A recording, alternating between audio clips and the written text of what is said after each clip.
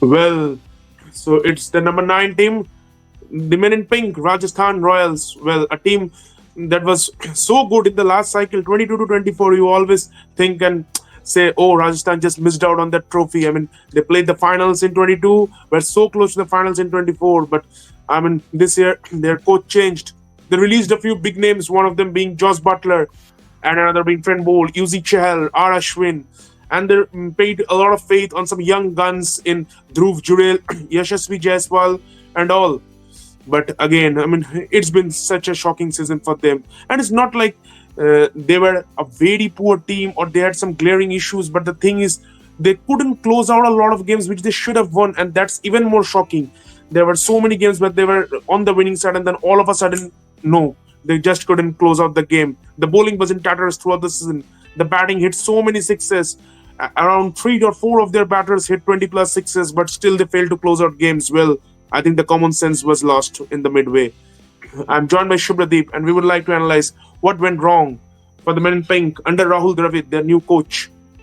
Well, so many things as you mentioned. Closing out games is one of the important job in shortest format. As you, if you are a informed batter, if you are a a set batter, your job is to end the game on your own shoulder. And Rajasthan haven't done it for the entire season.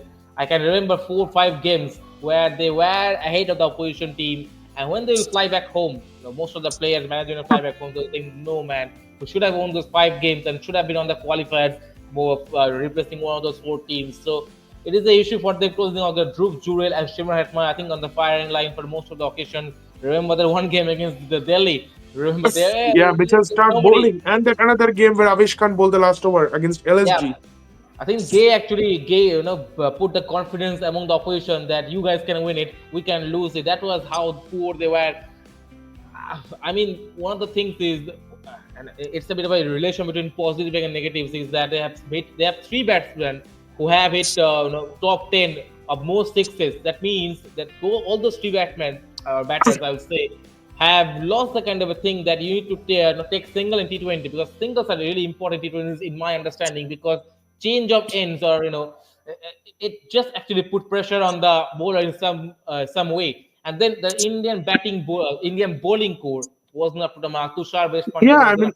they started with Sandesh, Tushar, Sandeep, then Sandeep got injured. They played Yudhvir, Akash Madwal, Kumar Kartika played a few matches. No one no just one. had a standard performance. Even Jofra had a hot and cold kind of season.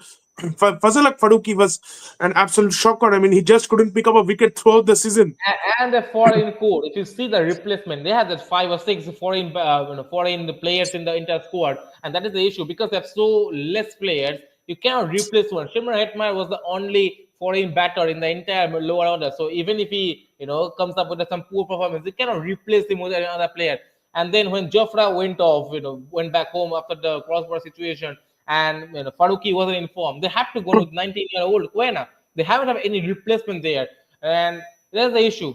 But if you talk about the positive, Saptarshi, I Yeah, think probably the biggest revelation was the 14-year-old Vaibhav Suryavanshi. I mean, he was bought when he was 13, but then he turned 14. And the way he announced his arrival, hitting a six what a and that season. 100 against Gujarat Titans, I mean, where Yeah, he just he kept on hitting and hitting. He got that 100, I mean, in stupendous fashion. That was some insane hitting. And even the last match against CSK, I mean, I think that was probably a pretty matured knock from him. He just didn't go after and every ball. He played the his reaction. situation.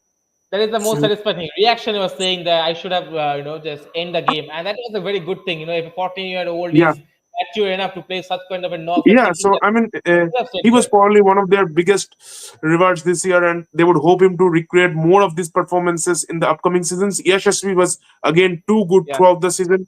Sanju's injury didn't help, but apart from these two names and maybe Padak to some extent, I mean that knock I think which he for played us, at the Eden Gardens.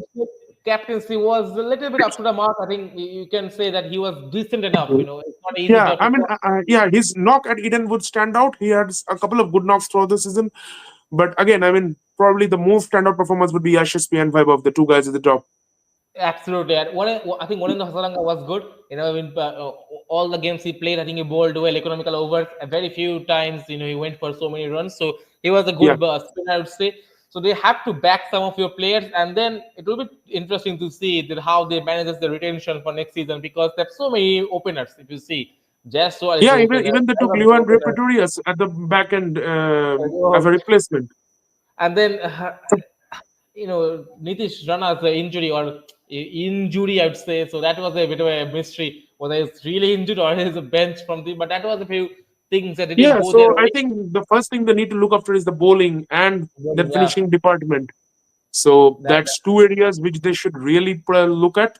I mean, those two areas really put them in trouble quite a few games. So that's what they need to look, and they will hope to recreate the glory of the last cycle, get close to the top four, and try and do something good. So Rahul Dravid has a big job in his hands. Let's see how it turns up come the next season. So till then, cheers. If you're new to the channel, please subscribe and please share this video with as many guys as possible. Cheers. Goodbye.